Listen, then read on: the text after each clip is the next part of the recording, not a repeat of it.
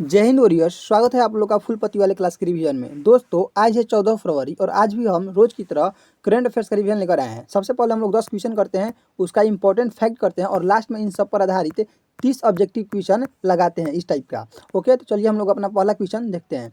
हम लोग का फर्स्ट क्वेश्चन है कि तारिक रहमान किस देश के अगले प्रधानमंत्री होंगे। किसकी बात कर रहा है? तारिक रहमान की बात कर रहा है कि ये किस देश के अगले प्रधानमंत्री होंगे। तो इसका आंसर होगा ये बांग्लादेश के प्रधानमंत्री होंगे। कहाँ के होंगे? बांग्लादेश के। अब अगर बात करें बांग्लादेश में क्या हुआ है, तो बांग्लादेश में 300 सीटों पर संसदीय चुनाव हुआ था, जिसमें से 2/3 सीट बांग्लादेश नेशनल पार्टी, जिसमें से 2/3 सीट किसको मिला है? बीएनपी पार्टी को मिला है। बीएनपी पार्टी ने जीता है। बीएनपी के प्रमुख नेता कौन है? तारिक रहमान। बीएनपी के प्रमुख नेता कौन है? तारिक रहमान। बीएनपी पार्टी के संस्थापक खलीदा जिया के बेटे तारिक रहमान है। ये तारिक रहमान किसके बेटे हैं? खलीदा जिया के बेटे हैं तारिक रहमान। किस पार्टी के हैं संस्थापक? तो बीएनपी पार्टी के संस्थापक कौन है? खालिदा जिया। इनके बेटे का नाम क्या है? तारिक रहमान। तारिक रहमान को 17 साल के लिए देश निकाला दिया गया था। कितने सालों के लिए? 17 सालों के लिए देश निकाला दिया गया था। 1971 ईस्वी को बांग्लादेश आज़ाद हुआ था। बांग्लादेश कब आज़ाद हुआ था? 1971 ईस्वी को। बांग्लादेश की आज़ादी में अवामी लीग पार्टी की महत्वपूर्ण योगदान था। किस पार्टी का योगदान था? अवामी लीग पार्टी। किस पार्टी का? अवामी लीग पार्टी का महत्वपूर्ण योगदान था। ठीक है। अवामी लीग पार्टी शेख मुजीब रहमान की थी। किसकी थी? शेख मुजीब रहमान की थी। ठीक है। कौन सी पार्टी? अवामी लीग पार्टी, जिसका योगदान 1971 में था। ठीक है। शेख मुजीब रहमान की लड़की शेख हसीना है। शेख मुजीब रहमान की लड़की का नाम है शेख हसीना। ठीक। बांग्लादेश के इस चुनाव में अवामी लीग पार्टी का चुनाव नहीं लड़ने दिया। किसको? अवामी लीग पार्टी चुनाव नहीं लड़ा, सिर्फ वही बीएनपी पार्टी लड़ा है। शेख हसीना को सत्ता छोड़कर भागने के पश्चात बांग्लादेश की सत्ता वहां की अंतरिम सरकार के हेड मोहम्मद यूनुस ने संभाला था। किसने संभाला था? मोहम्मद यूनुस ने। बांग्लादेश की राजधानी की बात करें तो ढाका है। इसकी मुद्रा की बात करें तो टाका है। बांग्लादेश का राष्ट्रीय खेल कबड्डी है और ब्रह्मपुत्र नदी को बांग्लादेश में जमुना के नाम से जाना जाता है। चलिए क्वेश्चन नंबर सेकंड की तरफ चलते हैं। क्वेश्चन नंबर सेकंड है आप लोग का कि हाल ही में चर्चा में रहा सेवा तीर्थ का संबंध किससे है? तो सेवा तीर्थ का संबंध किससे? प्रधानमंत्री ऑफिस से। किससे है? प्रधानमंत्री ऑफिस से है। सेवा तीर्थ का बिल्डिंग का उद्घाटन 13 फरवरी 2026 को हुआ है। सेवा तीर्थ जो बिल्डिंग है इसका उद्घाटन कब हुआ है? 13 फरवरी 2026 ईस्वी को इसका उद्घाटन हुआ है। भारत की राजधानी कोलकाता से दिल्ली बनने की घोषणा 1911 ईस्वी में हुई थी। घोषणा कब हुई थी? 1911 ईस्वी में हुई थी। और 1912 ईस्वी में भारत की राजधानी कोलकाता से दिल्ली बन गई थी। भारत की राजधानी दिल्ली से नई दिल्ली, पूछेगा कि भारत की राजधानी दिल्ली से नई दिल्ली कब बना? तो 13 फरवरी 1931 ईस्वी को भारत की राजधानी दिल्ली से नई दिल्ली बन गया था। कब? 1931 ईस्वी को। 13 फरवरी 2026 को नई दिल्ली राजधानी बनने का 95वां वर्षगांठ है। कौन सा है? 95 नंबर का वर्षगांठ है। सेवा तीर्थ के नीचे नागरिक देवो भव लिखा है। क्या लिखा है? नागरिक देवो भव। प्रधानमंत्री के घर की तरफ जाने वाले मार्ग का नाम रेस क्रॉस रोड था। पहले क्या था? Race Course Road. इसका नाम बदलकर कल्याण मार्ग कर दिया गया है। ठीक। राजपथ का नाम बदलकर कर्तव्य पथ कर दिया गया है और राजभवन का नाम बदलकर लोक भवन, ये सब ध्यान रखिएगा, लोक भवन कर दिया गया है। चलिए क्वेश्चन नंबर थर्ड है कि हाल ही में नेशनल वीमेंस डे 2026 कब मनाया गया है? राष्ट्रीय महिला दिवस कब मनाया गया है? तो कल भी बताए थे कि 13 फरवरी को राष्ट्रीय महिला दिवस मनाया गया है सरोजिनी नायडू के जन्मदिन पर। सरोजिनी नायडू के जन्मदिन पर 13 फरवरी को नेशनल वीमेंस डे मनाया जाता है। कानपुर अधिवेशन 1925 में सरोजिनी नायडू कांग्रेस की पहली भारतीय महिला अध्यक्ष थी। पहली भारतीय महिला अध्यक्ष कांग्रेस की कौन थी? तो सरोजिनी नायडू थी। और पूछेगा कि कांग्रेस की पहली महिला अध्यक्ष कौन थी? तो वो एनी बेसेंट थी। और बात करते हैं कि उत्तर प्रदेश की पहली महिला राज्यपाल कौन थी? तो उत्तर प्रदेश की पहली महिला राज्यपाल सरोजिनी नायडू ही थी। सरोजिनी नायडू का भारत की स्वर कोकिला किसे कहा जाता है? सरोजिनी नायडू को। सरोजिनी नायडू के पुस्तक का नाम द गोल्डन थ्रेशोल्ड और द ब्रोकन विंग्स है।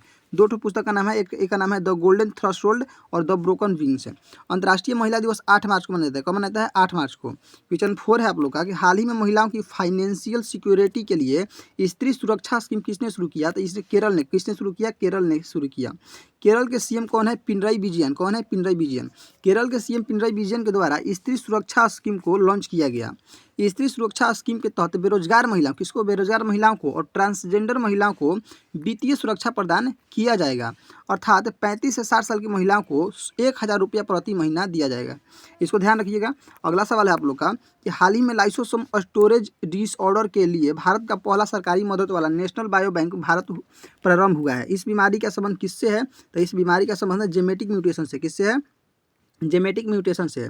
लाइसोसोम स्टोरेज डिसऑर्डर रोग अर्थात एलसीडी रोग का या तो इलाज ही नहीं है इसका, या तो इलाज ही नहीं है। अगर इलाज है तो 1 करोड़ प्रति साल पैसा लगेगा इसका इलाज कराने में। लाइसोसोम की बात करें कि लाइसोसोम का खोज किसने किया, तो लाइसोसोम का खोज डिडवे ने किया था। लाइसोसोम को आत्महत्या की थैली कहते हैं। लाइसोसोम में हाइड्रोलेक्टिक एंजाइम पाया जाता है। कौन सा एंजाइम, हाइड्रोलेटिक एंजाइम पाया जाता है, लाइसोसोम में पाया जाता है। और बात करते हैं क्वेश्चन नंबर नेक्स्ट है कि हाल ही में किसके विरुद्ध है सब सेंसिटिव मोशन लाने के लिए नोटिस दिया गया है। तो लोकसभा के विपक्षी नेता राहुल गांधी के विरुद्ध ये मोशन लाया गया है, सब सेंसिटिव मोशन लाया गया है।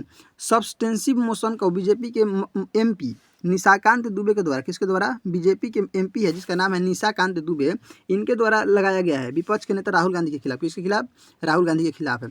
निशाकांत दुबे ने आरोप लगाया है कि राहुल गांधी एंटी नेशनल ताकतों से मिला हुआ है। किनसे, एंटी नेशनल ताकतों से हाथ मिलाए हुए हैं। सब्सटेंसिव मोशन को कोई भी एमपी लगा सकता है। चलिए अगला क्वेश्चन है कि हाल ही में मड वोल्केनो का विस्फोट कहाँ हुआ है, तो ये कहाँ हुआ है, अंडमान द्वीप में हुआ है। कहाँ हुआ है, अंडमान द्वीप में। मड वोल्केनो से कीचड़ और गैस बाहर निकल रहे हैं। मड वोल्केनो जियोलॉजिकल इंडिकेटर का काम कर रही है, जिससे यह पता चलता है कि वहाँ के जमीन के नीचे गैस है। वहाँ के जमीन के नीचे क्या है, गैस है। भारत का एकमात्र सक्रिय ज्वालामुखी बैरन द्वीप है, कल भी बताए थे, जो कहाँ स्थित है, अंडमान निकोबार में स्थित है। क्वेश्चन नेक्स्ट है आप लोग का कि हाल ही में भारत ने कंबाइंड टास्क फोर्स 154 की पहली बार कमान संभाली है। इसका मुख्यालय कहाँ है, तो इसका मुख्यालय जो है आप लोग का बहरीन में है। कहाँ है, बहरीन में है। Combined task force 154 multinational training task है। क्या है, मल्टीनेशनल ट्रेनिंग टास्क है, जिसमें कितने देश भाग लिए हैं, 27 देश के नेवी भाग लिए हैं। कंबाइंड टास्क फोर्स 154 की स्थापना की बात करते हैं 2001 ईस्वी में हुई थी। बहरीन की राजधानी क्या है, मनामा है। बहरीन की राजधानी क्या है, मनामा। अगला है कि हाल ही में चर्चा में रहा तुलबुल नेविगेशन प्रोजेक्ट का संबंध किससे है, तो तुलबुल नेविगेशन प्रोजेक्ट का संबंध जम्मू कश्मीर से है। जम्मू कश्मीर के सीएम कौन है, उमर अब्दुल्ला ने घोषणा किया कि तुलबुल नेविगेशन प्रोजेक्ट को रीस्टार्ट किया जाएगा।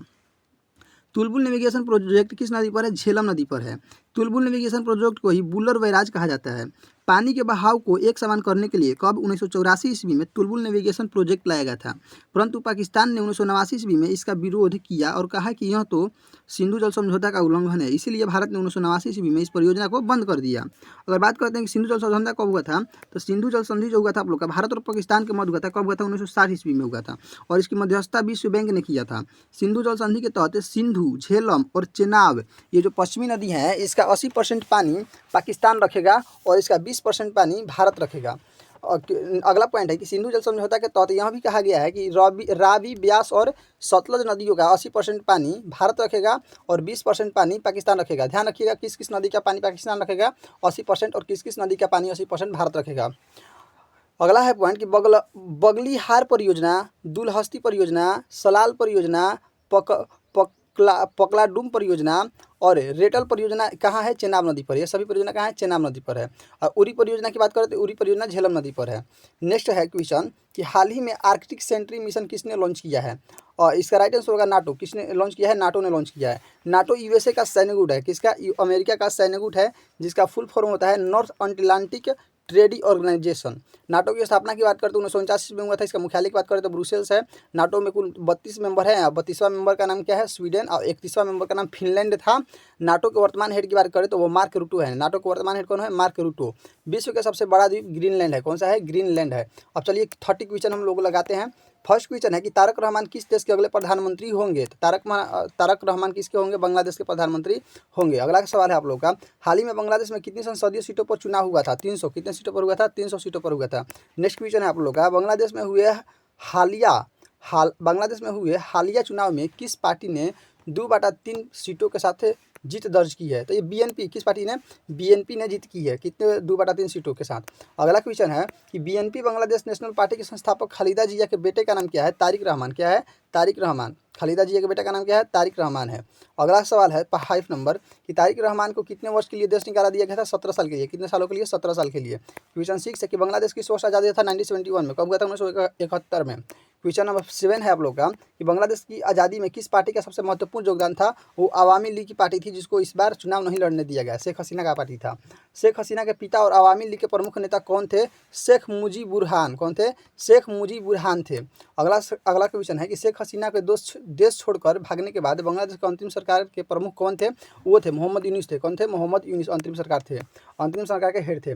बांग्लादेश का राष्ट्रीय खेल कौन सा है, कबड्डी। बांग्लादेश का राष्ट्रीय खेल कौन सा है, कबड्डी। क्वेश्चन 11 है कि ब्रह्मपुत्र नदी को बांग्लादेश में किस नाम जानते हैं, जमुना। किस नाम जानते हैं, जमुना नाम से जानते हैं। अगला क्वेश्चन है क्वेश्चन नंबर 12 कि बांग्लादेश की मुद्रा की नाम बात करें तो मुद्रा है टक्का और राजधानी है ढाका। क्वेश्चन है 13 कि हाल ही में बर्ड विक्षेपण मतलब बर्ड वैल्कानो का विस्फोट कहाँ हुआ है और कहाँ हुआ है? अंडमान द्वीप में हुआ है। कहाँ हुआ है? अंडमान द्वीप में हुआ है। नेक्स्ट क्वेश्चन है क्वेश्चन नंबर 14 कि मूड वोल्केनो अर्थात मड वोल्केनो किसका भूगर्भीय संकेतक है? तो ये तेल और गैस का किसका भूगर्भीय संकेतक है? तेल और गैस का संकेतक है। अगला सवाल है क्वेश्चन नंबर 15 आप लोगों का कि कंबाइंड टास्क फोर्स 154 का मुख्यालय कहाँ है? बहरीन है। बहरीन की राजधानी की बात करें तो मनामा है। नेक्स्ट क्वेश्चन है 16 नंबर के कंबाइंड टास्क फोर्स 154 की पहली बार कमान किस देश ने संभाली है? तो कंबाइंड टास्क फोर्स की कमान भारत ने संभाली है। किसने संभाली है? भारत ने। इसका right answer option number B होगा। नेक्स्ट क्वेश्चन है क्वेश्चन नंबर 17 कि तुलबुल नेविगेशन प्रोजेक्ट को फिर से शुरू करने की घोषणा किसने की है? तो वो जम्मू कश्मीर के जो सीएम है उमर अब्दुल्ला उसने की है।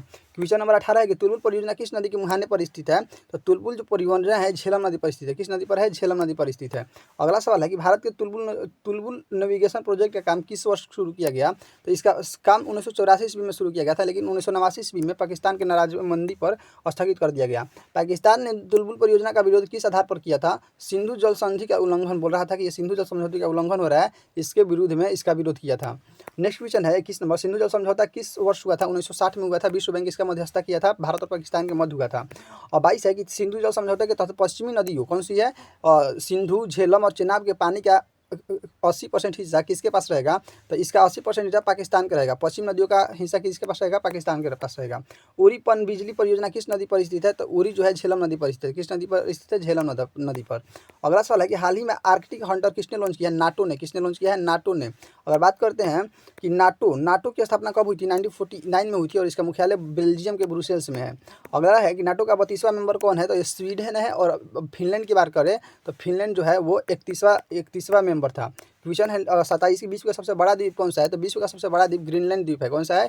ग्रीनलैंड द्वीप। क्वेश्चन नंबर 28 है कि विटामिन B12 का रासायनिक नाम क्या है? ये कल का क्वेश्चन है। तो विटामिन B12 का रासायनिक नाम साइनोकोबालामिन है। इसमें कोबाल्ट पाया जाता है। गर्भवती महिला को फोलिक एसिड के साथ कौन सा विटामिन देना चाहिए? तो विटामिन B12 देना चाहिए। कौन सा vitamin? Vitamin B12। Last question आज का कि वेदों के और लौटों का नारा स्वामी दयानंद सरस्वती ने दिया, उनके किस संस्था की स्थापना की? और आर्य समाज की स्थापना की 1875 ईस्वी में। ठीक है। और दोस्तों आप लोग का वीडियो खत्म हो चुका है। अब बताइए कि वीडियो कैसा लगा। अगर अच्छा लगा तो लाइक शेयर सब्सक्राइब कीजिए। मिलते हैं नेक्स्ट वीडियो में।